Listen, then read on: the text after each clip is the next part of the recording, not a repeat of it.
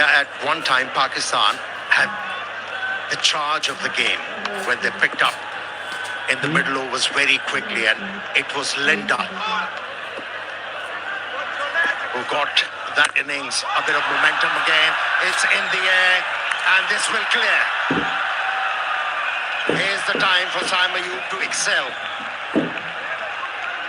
Not a lot of turn available for the spinners from this surface, and he can back himself into expressing himself. 50 on the board for Pakistan.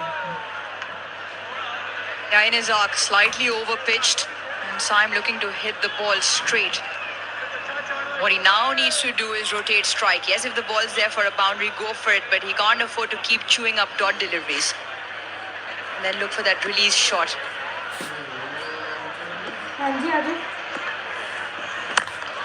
Goes for the release again.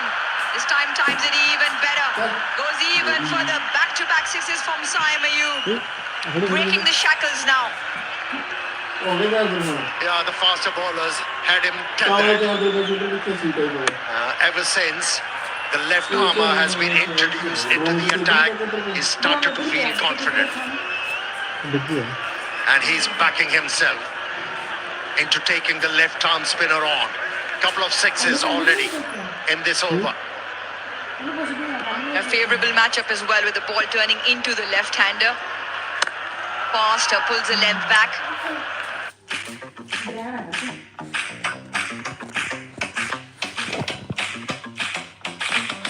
Left arm angle slightly fuller. Picks up length quickly on both occasions. Simon on both occasions looking to hit the ball straighter as opposed to over square.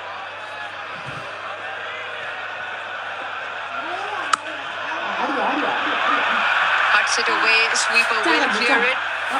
Picks it up. Osman picks up to an expensive over. 16 off, still 1 to go. Couple of more overs like this for Pakistan.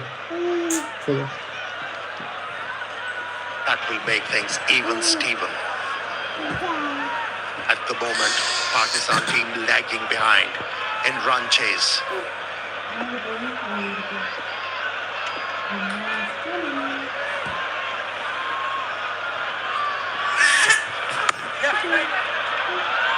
Sends him back. Does he get back? Quinton de Kock misses. Everything happening out there. The over of spin going for 16. 9 done. 60 for 3.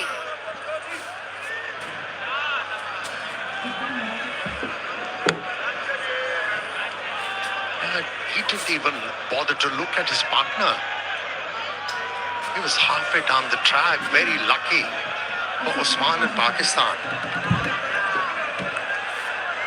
But Quinton de Kock did not find the target. 35 off 66.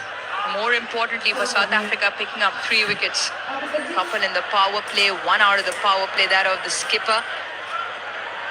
17 of 10 between Saim, who's hit George Linda for a couple of sixes in the previous over. The asking rate, 12.2. Pakistan need a move on.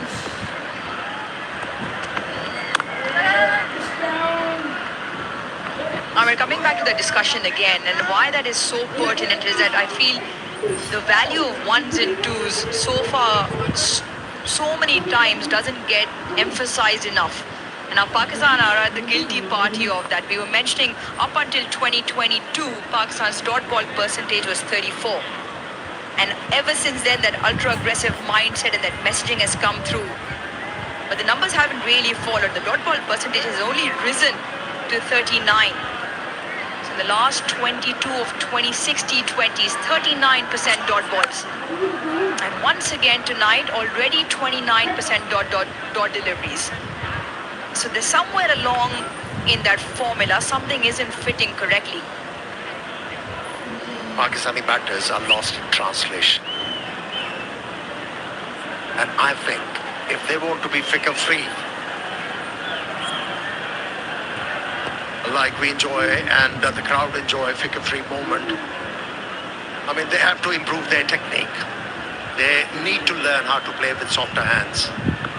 If you have hard hands, your shoulders are hard, then there won't be any wrist work. Edged deliberately for 4 runs. That's the Saima you we all know. Andre Berger bowling with some pace. 143 clicks that previous delivery, but it was slightly wide outside that off stump. Opens the face of the bat, no slip. Heard very, very square, and the pace causes that edge to fly.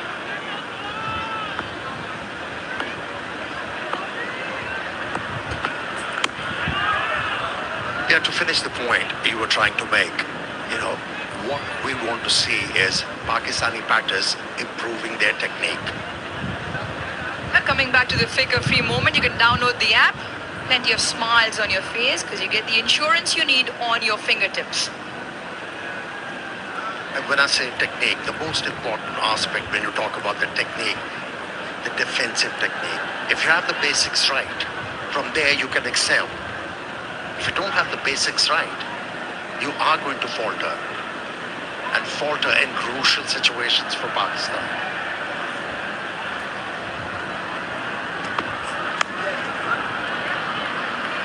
We saw this during the Asia Cup as well. The number of dot ball percentage is high, but at the same time, the percentage of attacking shots that Pakistan played was the highest, but not for too many runs. We were losing far too many wickets, and the execution of those big shots wasn't yielding the number of runs, hence why the combination almost became double fold, not helping Pakistan's cause. So somewhere along the lines, they'd have to find a balance. Aruj, you've been commentating for a long time, and in T20 cricket,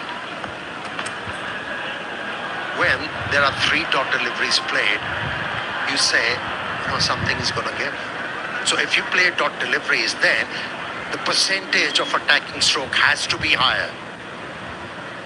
And in pressure situations, at times you don't pull off. Here's the evidence. This is the area Pakistani batters need to improve. What will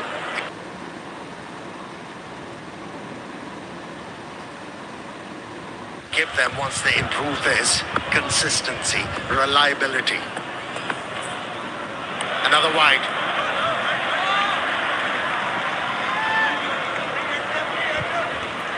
Pakistan bowled 10 wides and a no ball. South Africa now 3 and 1 no ball, but this is extremely important. No matter how short the format, number of dot ball percentage the batting line plays has a huge effect, either chasing or setting targets. Pakistan's dot ball percentage lately 40% in the last 3 years at an average. Oh, what a stunning piece of bowling to end the over. 10 overs done, Pakistan 70 for 3. Time for a bit of a breather.